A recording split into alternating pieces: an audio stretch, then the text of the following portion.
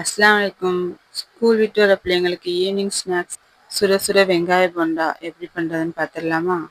அதுக்கு 6 பெரிய வெங்காயம் 3 பச்சை மிளகாய் எடுத்திருக்கேன்.